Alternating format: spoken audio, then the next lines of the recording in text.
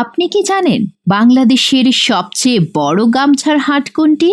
যেই হাটে কেবল বিক্রি হয় বিভিন্ন রঙের ছোট থেকে বড় সব রকমের গামছা।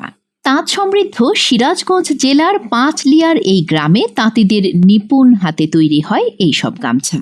আর এই গামছা কেনা বেচার জন্য প্রায় ১০০ বছর আগে সিরাজগঞ্জের পাঁচলিয়াতে গড়ে ওঠে এই ঐতিহ্যবাহী গামছার হাট।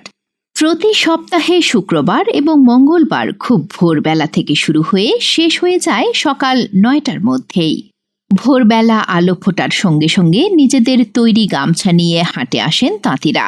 ১ হাত থেকে প্রকারভেদে ৬ হাত পর্যন্ত লম্বা গামছা পাওয়া যায় এখানে।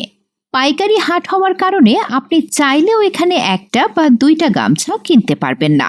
তাঁতিরা গামছার পেটিগুলো মাথায় নিয়ে ঘুরতে থাকেন আর পাইকারদের সঙ্গে দামে দরে মিললেই সেগুলো বিক্রি করে দেন। এক একটি পেটিতে থাকে ২০ থেকে ৫০টি বা তারও বেশি থান।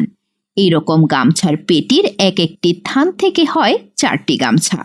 শুধু গামছাই নয়, রয়েছে তাঁতিদের জন্য বান্ডিল বান্ডিল সুতা। এগুলো এখানে বিক্রি হয়।